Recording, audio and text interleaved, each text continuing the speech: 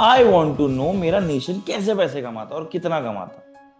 क्यों? क्योंकि जो हमारी गवर्नमेंट है बॉस, वो वेलफेयर गवर्नमेंट है। वेलफेयर गवर्नमेंट का मतलब ये होता है हमारे देश में बहुत गरीबी है और गवर्नमेंट को पता है अगर उन्होंने इस सेगमेंट में काम नहीं किया तो ग्रोथ नहीं होने। तो उस ये खाली अकेला लोन है एजुकेशन जिसमें मोनिटोरियम लगता है, वरना आप कोई भी लोन लीजिए 45 डेज, 1.5 महीने, 2 महीने बाद रीपेमेंट स्टार्ट हो जाता है। और ये पहला ऐसा एक लोन है जिसमें इंटरेस्ट और प्रिंसिपल इक्वल कैलकुलेट किया जाता है, वरना आप जो भी लोन लोगे पहले इंटरेस्ट लिया जाता है उसके बाद प्रिंसिपल कैलकुलेट करते हैं। और गोल्ड लोन हमेशा शॉर्ट टर्म के लिए लिया जाता है सर, लॉन्ग टर्म के लिए नहीं। This is always taken for short term. एक टाइम पे ना लोगों ने हैबिट बना ली थी बैंक्स को फूल करके पैसा लेने की। कैसे? नकली डॉक्यूमेंट्स, फॉल्स प्रॉपर्टीज दिखा के। और क्या होता था, बैंक्स को ना सेफ्टी और सिक्योरिटी चाहिए। जहां पे नेदरलैंड में एक बैंक मैनेजर ने एक ट्रिक निकाली कि सर अगर किसी ने भी लोन लिया है ना, हम उसके घर के इर्द गिर्द रिसर्च करें। नेदरलैंड में ये चीज बहुत फेमस हो गई कि भाई सब देख के, अच्छे से बात करके, उस बंदे का पूरा रिसर्च करके ही लोन प्रोवाइड किया जा रहा है। मतलब चांसेस आर वेरी लेस कि नुकसान होगा। देखिए इस क्वेश्चन में दिक्कत क्यों आया, बेस्ड ऑन इट्स एग्जाम। कभी भी याद रखिएगा, when there is a government exam it will expect from you कि आपको डेफिनेशन आना चाहिए। समझ में ये बात? तो ये उससे रिलेटेड है, ये वो वाला पार्ट है। ठीक है? तो always remember, you read any keyword, कोई भी कीवर्ड आप पढ़ते हो उसका डेफिनेशन पढ़ लो। That will always help you. ये डेफिनेशन का पार्ट है। अब जो वर्ड लिखा है जीडीपी, ग्रॉस डोमेस्टिक प्रोडक्ट, ठीक है, ये कैलकुलेट क्यों करते हैं? ये क्यों कैलकुलेट करते हैं? Very good. अब जैसे एग्जांपल, आपकी जब जॉब लगेगी तब आप लोग क्या करोगे? ये करना है, ये बहुत जरूरी है। आपके महीने भर में खर्चे कितने आप लिख के रखोगे। क्यों? क्या रीजन है वो करने का? मैम मालूम होना चाहिए ना कितना पैसा आ रहा है कितना जा रहा है। अगर इसका हिसाब ही नहीं हुआ, हो गया खत्म फिर। एक इंडिविजुअल अगर ये नहीं करता है वो बहुत लॉस करता है अपने लाइफ में। मैम ये तो पूरा नेशन है। India is a very big country. Even you can't imagine हम कहां कहां से किस तरह से पैसे कमाते हैं।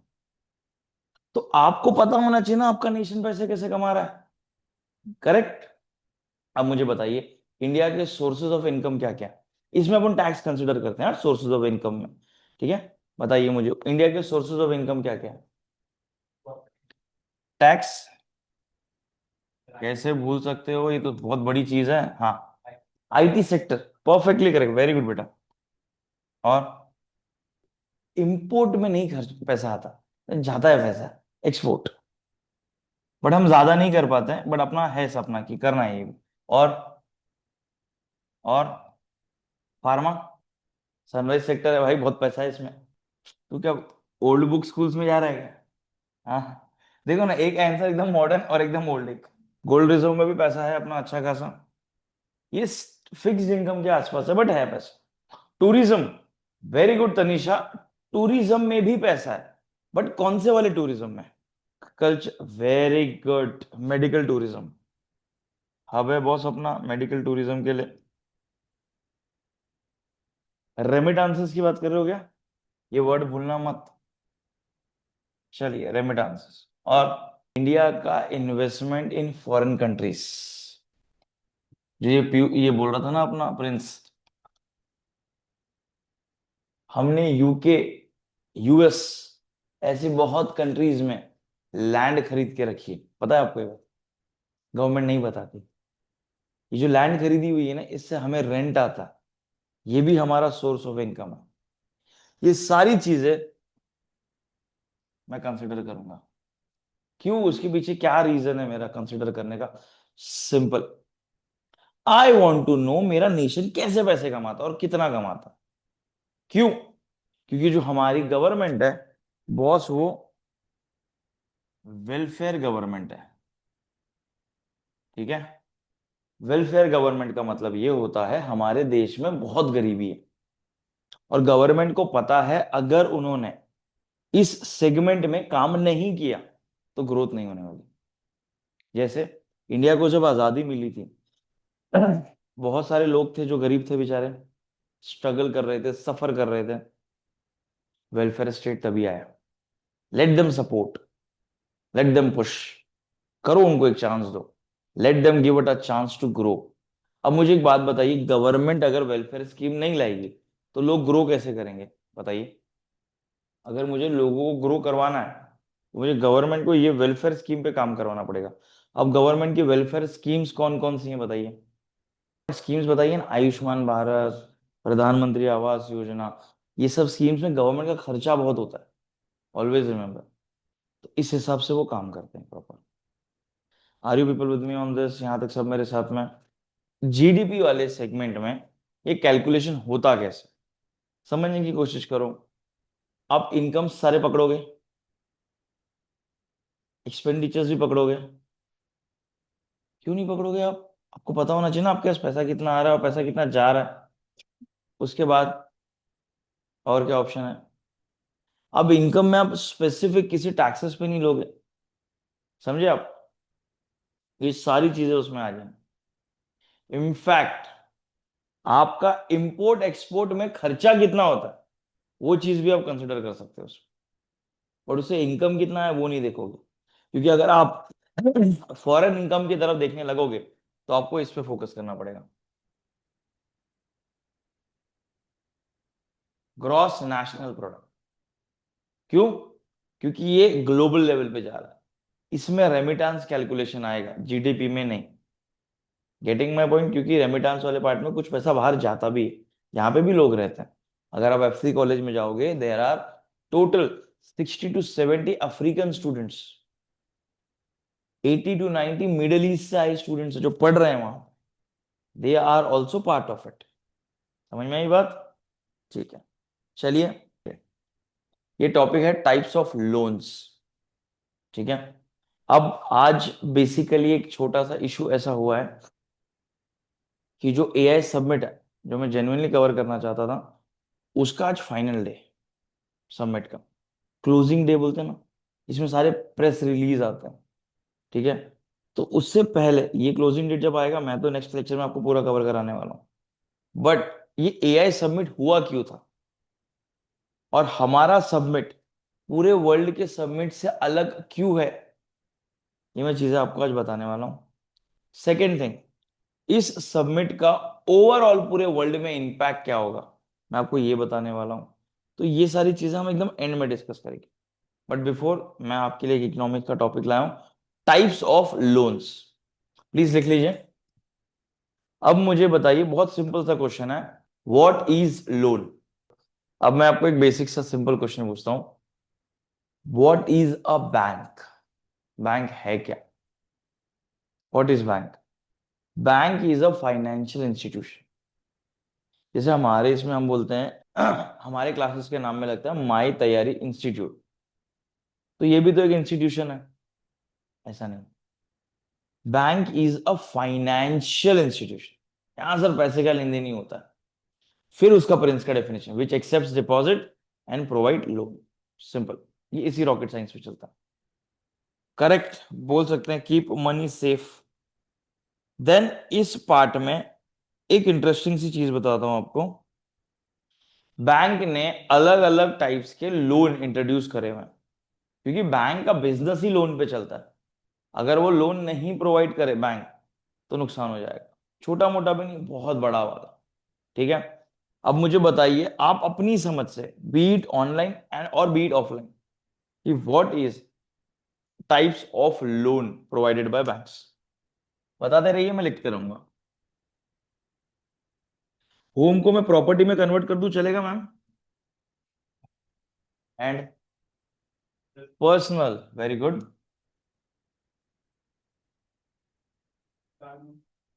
अब उसको व्हीकल बोल सकते हैं बेटा, चल।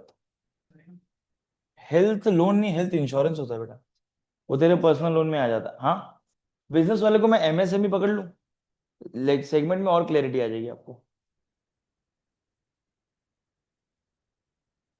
सर गोल्ड लोन कैसे भूल सकते हो? इसमें तो तुरंत पैसे मिल जाते, सैंक्शन लेटर, कोई हेडेक की जरूरत नहीं। वो गाना सुना है आपने मुथूट फाइनेंस का, जब घर में पड़ा हो सोना तब काहे का रोना, ये वही है। यस, बताइए। बेसिकली अगर आप देखोगे आपने ऑलमोस्ट सारे लोन्स कवर कर लिए, ठीक है। बट इसमें ना दो लोन एक है जो ऐड करना है। सबसे पहला जो आता है, अगर आप देखोगे बैंक्स ने ये ना अलग अलग सिस्टम स्टार्ट किया है लोगों को लोन प्रोवाइड करने का, अलग अलग सेगमेंट में। तो दो पॉइंट में एकदम लास्ट में बताता हूँ आपको।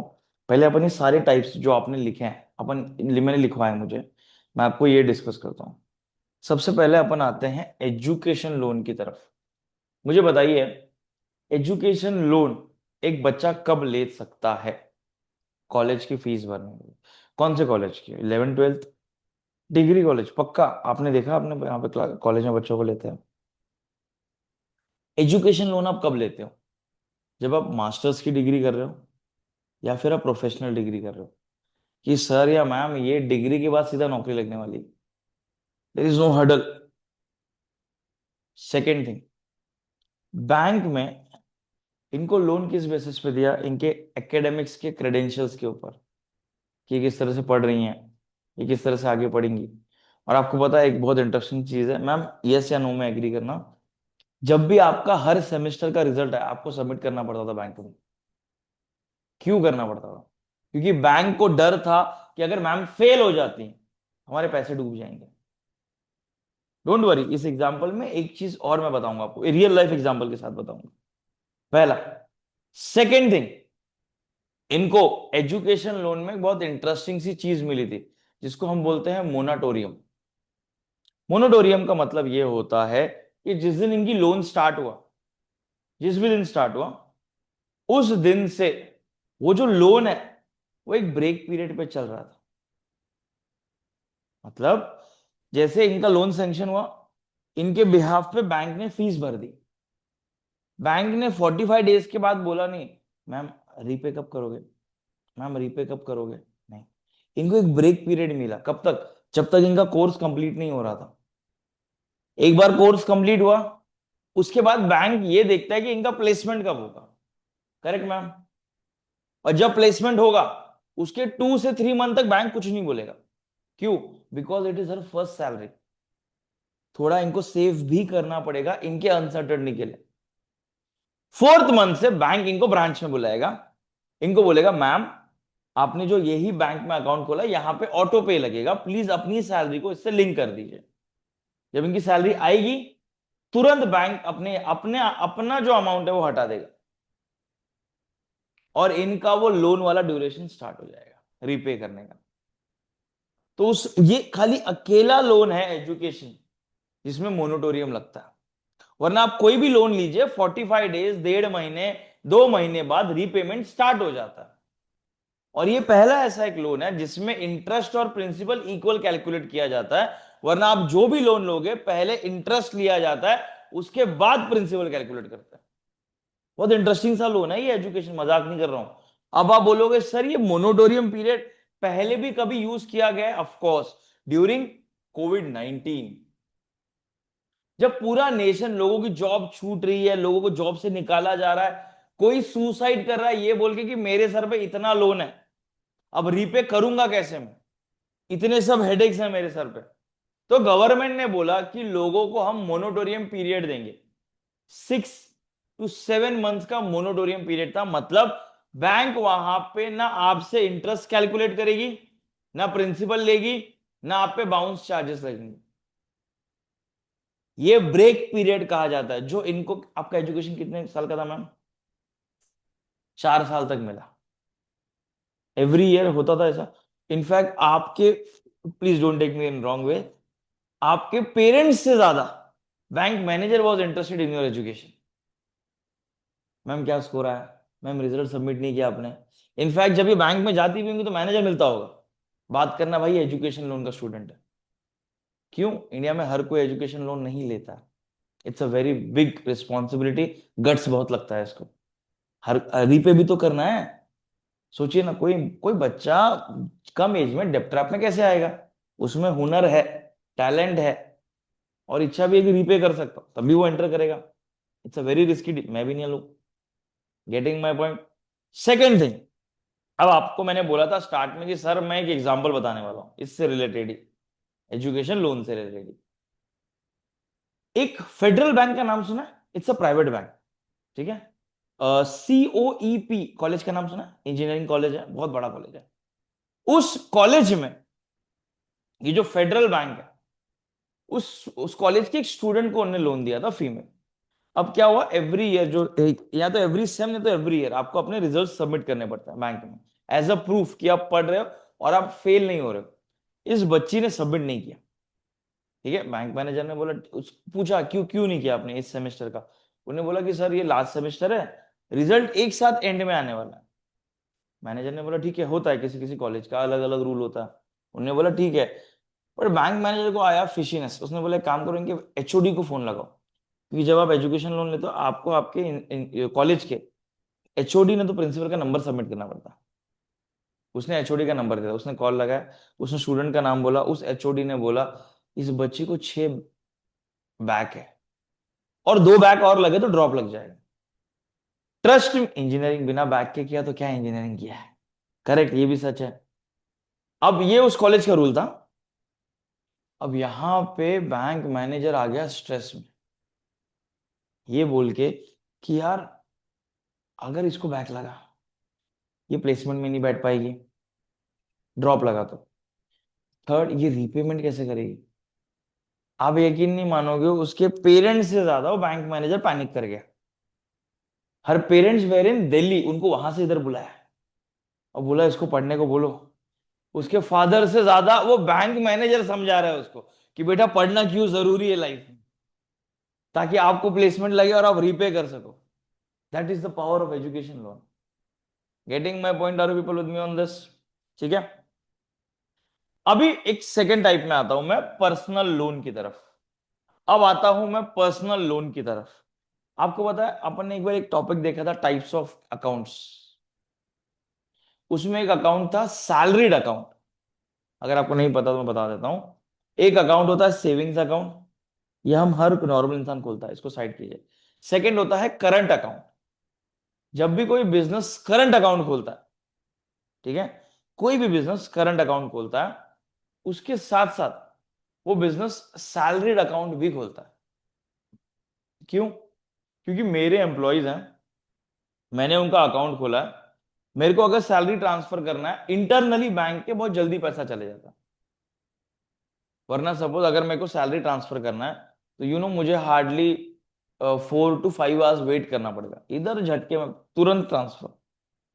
Getting my point.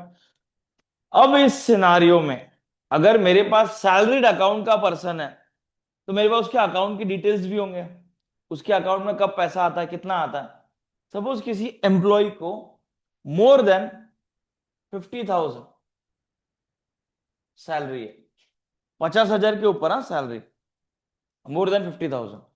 अब मुझे एक बात बताओ, ये एम्प्लॉय मेरे लिए बहुत अच्छा एम्प्लॉय है लोन ऑफर करने के लिए, तो मैं उसको जब भी वो बैंक विजिट करेगा, अगर नहीं भी करता है तो मैं उसको फोन में मैसेज भेजूंगा कि सर या मैडम, आपको जब भी पर्सनल लोन चाहिए रहेगा, आप प्लीज बताना।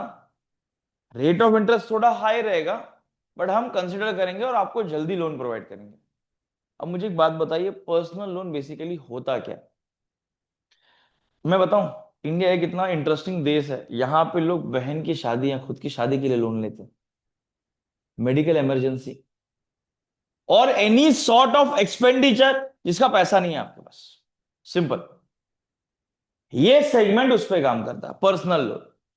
अब मुझे एक बात बताइए, हर एक लोन में आपको किसी ना किसी तरीके का कोलैटरल देना पड़ता है, कुछ ना कुछ गिरवी रखना पड़ता है। यहां पे चलता है कोलैटरल फ्री लोन मिलता है। दैट्स वाई इस पे जो इंटरेस्ट रेट रहता है वो हाई रहता है। इसका इंटरेस्ट रेट सारे लोन में सबसे ज्यादा रहता है, सबसे ज्यादा। और नहीं मैम लिखिए मत, मैं सब डिक्टेट कर रहा हूँ, डोंट वरी। आप क्या होता है पता है प्रॉब्लम, हम जब रनिंग नोट्स निकालते हैं ना, हमारा कान बंद हो जाता है। कोशिश करना दोनों में से एक ही चीज कर पाओगे, या तो लिख पाओगे ना तो सुन पाओगे या समझ पाओगे, ठीक है। तो personal loan is said to be unsafe loan. पहला, पता नहीं ना वो चुकाए ना चुकाए, किसको पता। सेकंड, इस पे इंटरेस्ट रेट ज्यादा होता है, और इसका कैलकुलेशन पहले इंटरेस्ट रेट का ही होता है। मतलब अगर आपने पर्सनल लोन लिया है और अमाउंट बड़ा है 7 लाख 6 लाख, तो स्टार्टिंग का 1 ईयर तो आप सिर्फ ब्याज ही भरोगे, इंटरेस्ट, टाइम ड्यूरेशन के ऊपर है। सेकेंड ईयर से आप इंटरेस्ट प्लस प्रिंसिपल दोगे, 60-40 रहेगा, 40 इंटरेस्ट रहेगा तो 60 प्रिंसिपल रहेगा। देन आगे जाते जाते प्रिंसिपल पे आप शिफ्ट करोगे। अभी मैं आता हूं प्रॉपर्टी लोन की तरफ, जिसको हम होम लोन भी कहते हैं। ठीक है, अब देखिए मेरा एक बहुत पुराना क्वेश्चन है, शायद आपको अगर याद हो तो आप जवाब सही दे सकते हो। इंडिया में या पूरी सॉरी पूरे वर्ल्ड में सबसे एक्सपेंसिव सिटी कौन सी है? पूरे वर्ल्ड में लंदन आता है बेटा रैंक 4 पे। टोक्यो सेट टू बी, कोई सोच भी सकता नहीं। बट क्यों वो एक्सपेंसिव सिटी है? जैसे आप घर से बाहर निकल तो खर्चे शुरू हो जाते हैं, आप उससे नहीं बच सकते एट एनी कॉस्ट। वो चीज को हम इससे कनेक्ट करने की कोशिश करेंगे प्रॉपर्टी लोन में। अब मुझे बताइए इंडिया में सबसे एक्सपेंसिव सिटी कौन सी? पुणे नंबर 5 पे आता है, गलती से भी नाम मत लेना, बता दिया है मैंने। Then Bangalore, then Hyderabad. अब गवर्नमेंट को पता था कि लोगों में ना एक टाइम पे एक माइंडसेट चलता था। क्या? इससे कनेक्ट कर पाओगे तुम? कि मुंबई आना है या पुणे आना है, पैसे कमाना है, अपने गांव में जमीन खरीदनी है, अपने गांव में लैंड बनाना है, फैमिली को गांव में ही रखना है, और जिस दिन कमा के हो गया अच्छा खासा वापस गांव चले जाना। सिंपल। अब ये चीज आपको जितनी सिंपल लग रही है, उतना ये सिटी के लिए डेंजरस है। क्यों? बताइए क्या रीजन। सोचने वाली बात है ना, अगर आप एक सिटी में आते हो और आप इस प्रकार से उस सिटी से बाहर निकलने की कोशिश करते हो, उस सिटी का नुकसान हो जाएगा। तो क्या हुआ, इन्हें सिटी में डेवलपमेंट करना स्टार्ट किया, अच्छा स्कूल प्रोवाइड किया, मॉल प्रोवाइड किया, स्टैंडर्ड ऑफ लिविंग का सपना दिखाया। और लोगों ने बोला नहीं यार, गांव जाने से अच्छा पूरी फैमिली यहीं बुला लो और यहां पे घर खरीदो। सेकेंड, अगर लैंड खरीदा है तो घर कंस्ट्रक्ट करो, अगर घर बड़ा है उसको रेनोवेट करना है तो रेनोवेशन वाले सेगमेंट पे जाओ।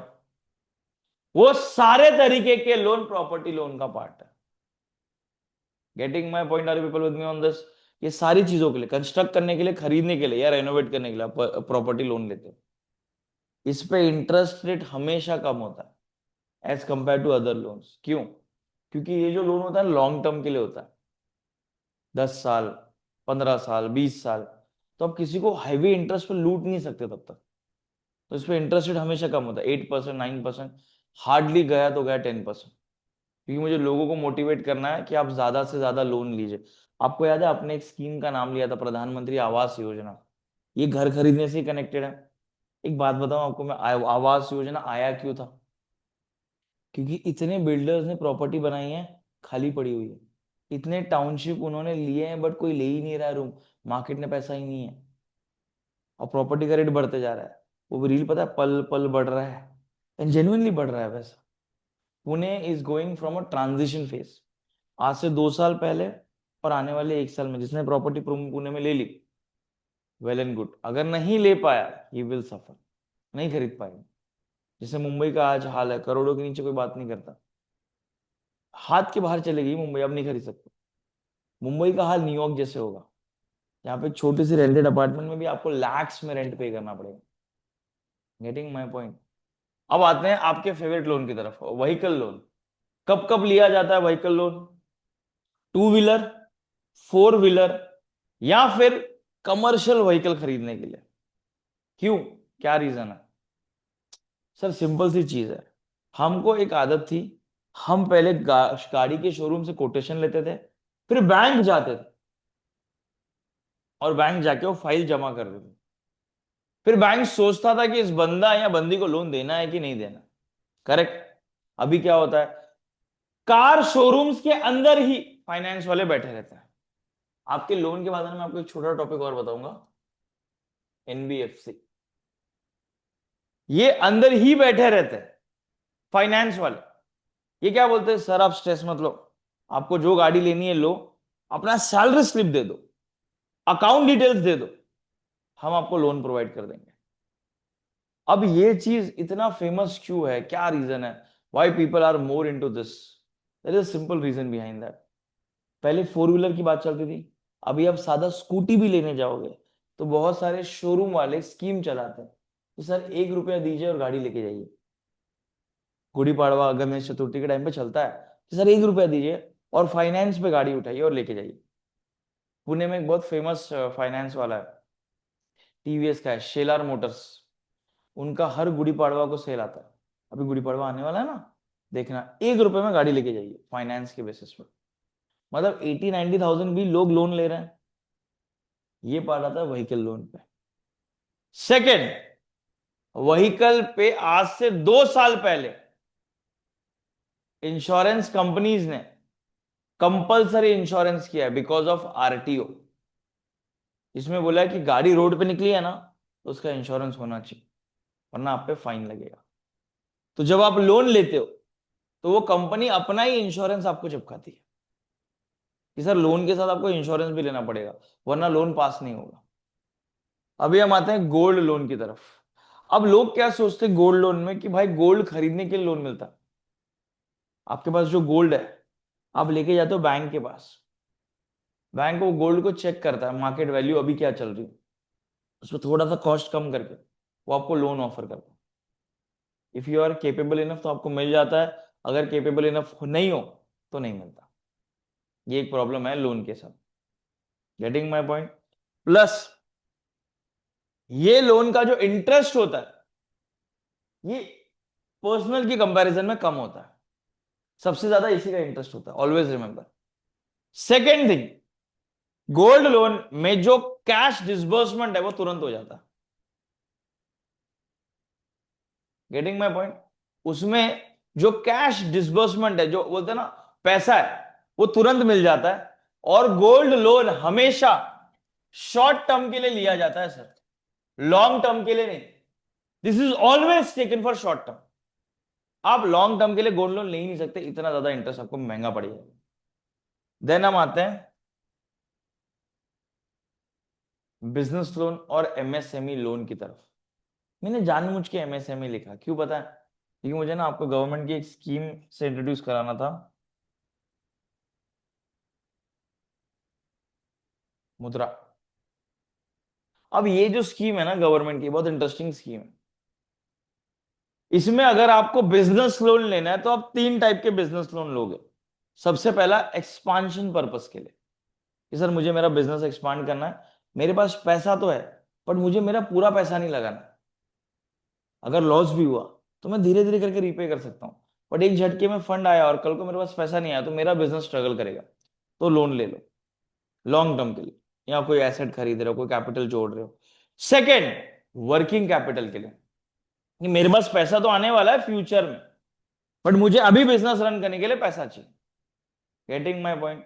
और थर्ड लोन होता है जब आपको कोई अनसर्टनिटी आ गई, फैक्ट्री में आग लग गई, कुछ नुकसान हो गया, कुछ भी प्रॉब्लम हो गया, तो आप लोन ले लो। Getting my point? Are people with me on this? तो ये एमएसएमई लोन्स होते हैं, इस पे इंटरेस्ट रेट यूजुअली कम दिया जाता है गवर्नमेंट के थ्रू, क्योंकि गवर्नमेंट की ऐसी इच्छा है कि जितने लोग ज्यादा बिजनेस करेंगे उतना गवर्नमेंट आगे बढ़ेगी और लोगों को जॉब मिलेगा।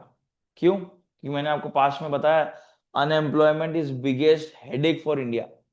कोई एग्रीकल्चर इक्विपमेंट खरीदना है, बीट ट्रैक्टर और irrigation purpose. Third, collective farming कर रहे हैं, पूरे गांव को कुछ बनवाना है, ट्यूबवेल करवाना है या कुछ भी ऐसा काम करना, तो वो कलेक्टिव लोन भी ले सकते हैं। आपको पता है ये सब्सिडाइज रेट पे मिलता है, और अगर आपने रीपे नहीं किया तो ना बैंक्स आपको इतना तकलीफ नहीं देती इसमें, क्योंकि बैंक्स को पहले से ही वार्निंग रहता है if there is a farmer, आपको थोड़ा टेक केयर करना। Cooperative banks and cooperative banks के साथ साथ आरआरबी, पता है, रीजनल रूरल बैंक्स। बैंक में ना ये जॉब निकालनी ना आपने, बहुत सॉर्टेड है लाइफ, मजाक नहीं कर रहा हूँ। It's very brilliant part of job. Rural area में काम करने मिलता है, मतलब आप ग्राउंड से जुड़ के काम करते हैं। सेकेंड, इस एग्रीकल्चर लोन में 2-3 चीजें इंटरेस्टिंग चलती है। बहुत इंटरेस्टिंग। सबसे पहला, ये जो एग्रीकल्चर लोन आप लेते हो, इसका जो रिपेमेंट आप करोगे एग्रीकल्चर लोन का, अगर सपोज आपको कोई प्रॉब्लम हो गया, आपका ये कुछ ये एग्रीकल्चर खराब हो गया, कुछ नुकसान हो गया, उसी समय बैंक बोलेगी आप अगर चाहिए तो मोनोटोरियम पीरियड के लिए अप्लाई कर सकते हो। जब आपके पास पैसे आएंगे आप दे सकते हो, कोई प्रॉब्लम नहीं। रिकैलकुलेशन बोलते हैं इसको लोन में। Getting my point. देन आते हैं आपके फेवरेट लोन की तरफ। चलिए लास्ट लोन की तरफ आते हैं, कंज्यूमर ड्यूरेबल लोन। क्या होता है बताइए। अब कंज्यूमर ड्यूरेबल गुड्स क्या क्या होता है? Electronic goods, beat mobile, laptop, computer. अब जो ये सारे लोन्स है ना, इसमें बैंक्स आर वेरी क्लियर कि लोगों को ना पुश करना है महंगी चीज खरीदने में। जैसे पास्ट में लोग इलेक्ट्रॉनिक गुड्स कब खरीदते थे बताइए? जब वो पैसा जमा कर लेते थे उसके। सिंपल सा आंसर है, इतना क्या सोचना उसमें। जैसे हम बोलते थे ना कि हमें टीवी खरीदना है, तो चलो अभी से पैसा जमा करना शुरू करेंगे। बट अभी का इकोनॉमी वैसा नहीं है। टीवी खरीदना है, बस मन बना लो। आप जैसे ही एंटर करोगे इलेक्ट्रिक शॉप में या इलेक्ट्रॉनिक के शॉप में, इधर ही है बाजू में विजय सेल्स, आप एंटर कीजिए, क्रोमा क्रोमा सॉरी, एंटर कीजिए। जैसे आपने, आज का होमवर्क है आपका, जैसे आपने एंटर किया, राइट में देखिए या लेफ्ट में देखिए, आपको फाइनेंस वाले लोग दिखेंगे बैठे हुए। कुछ नहीं जाके पूछना सर लोन मिलेगा, they will never say no.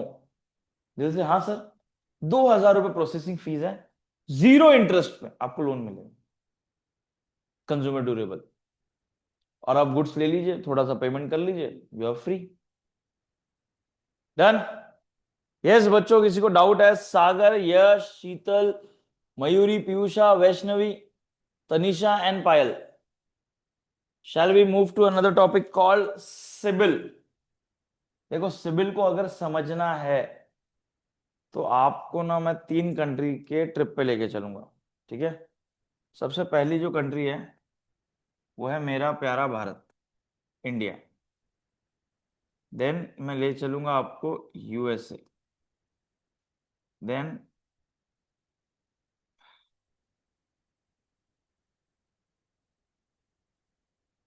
Netherland, ठीक है? ये फर्स्ट ट्रिप रहेगा अपना, ये सेकंड ट्रिप रहेगा और ये थर्ड ट्रिप रहेगा, ठीक है? सबसे पहला इंडिया वाले पार्ट में, एक टाइम पे ना लोगों ने हैबिट बना ली थी बैंक्स को फूल करके पैसा लेने की। कैसे? नकली डॉक्यूमेंट्स, फॉल्स प्रॉपर्टीज दिखा के। और क्या होता था, बैंक्स को ना सेफ्टी और सिक्योरिटी चाहिए। इंडियन गवर्नमेंट लोन को लेकर डिस्करेज होना स्टार्ट हो गई। ये एरा था।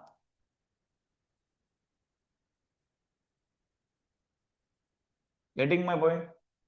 अभी मैं आपको सेकंड ट्रिप पे ले चलता हूं, नेदरलैंड्स।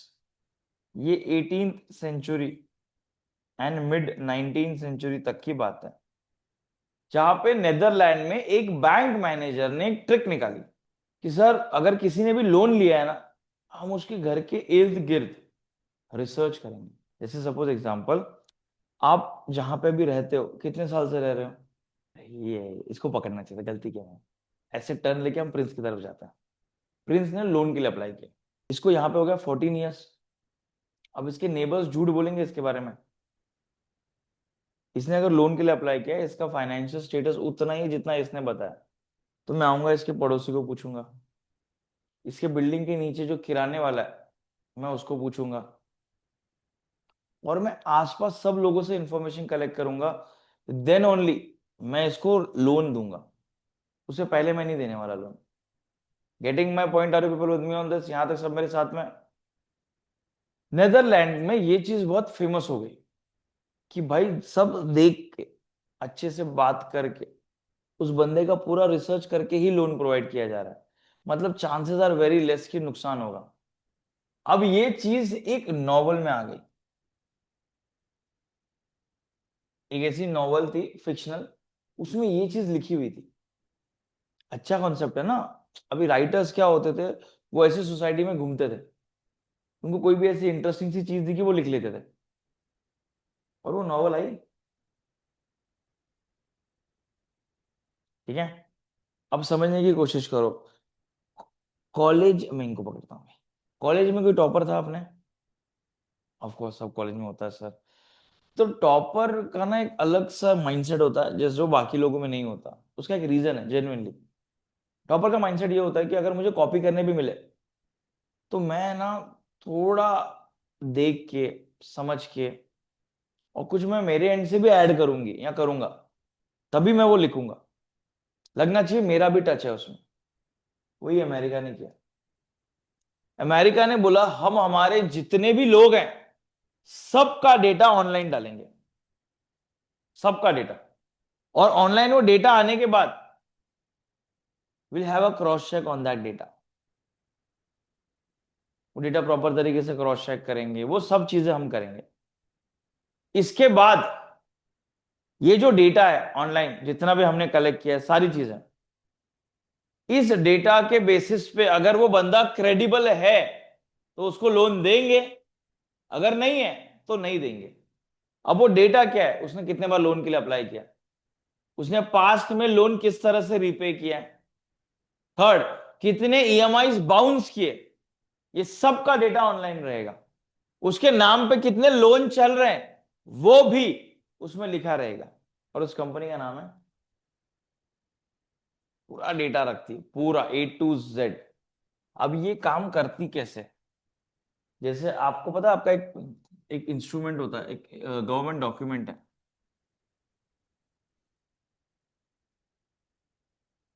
आप कोई भी इलेक्ट्रॉनिक गुड्स खरीदते हो या फिर प्रॉपर्टी खरीदते हो, बैंक अकाउंट खोलते हो, सारी चीजें इससे लिंक होती हैं।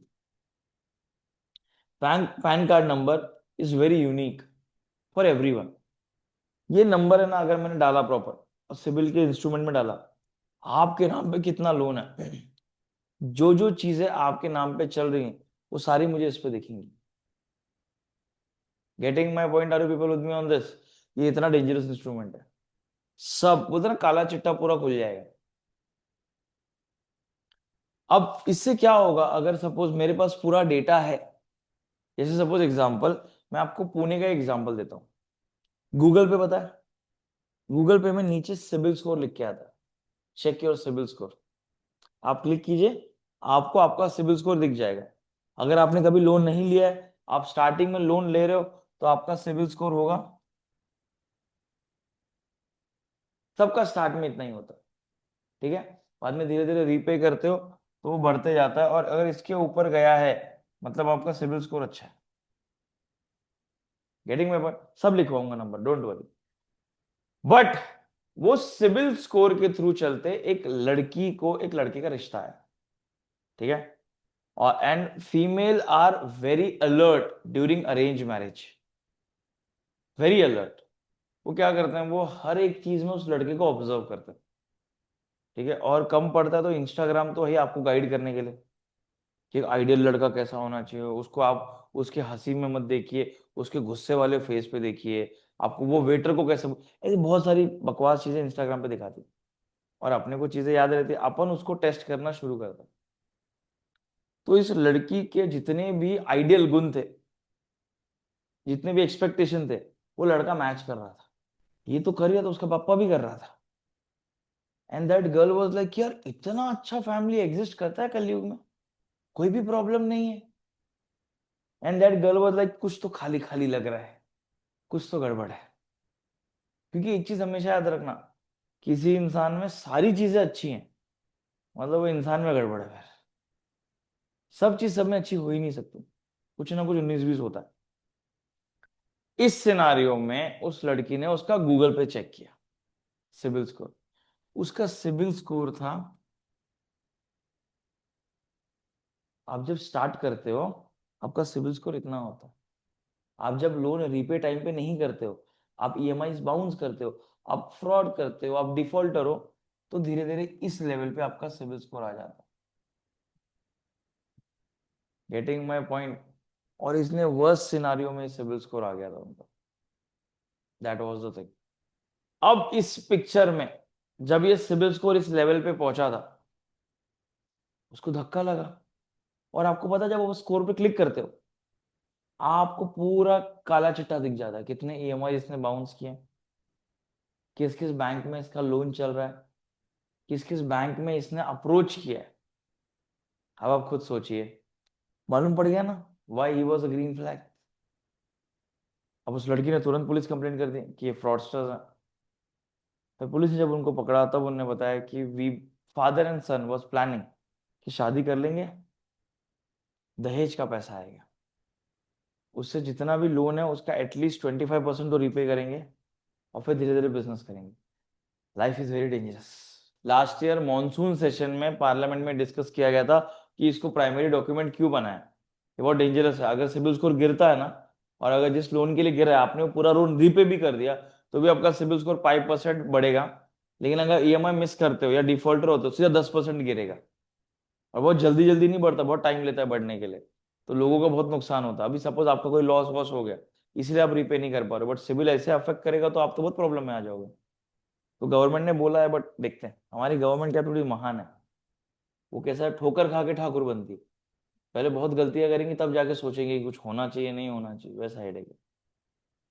Thank you so much class, I am winding the session. See you all on next Sunday, same time. Thank you.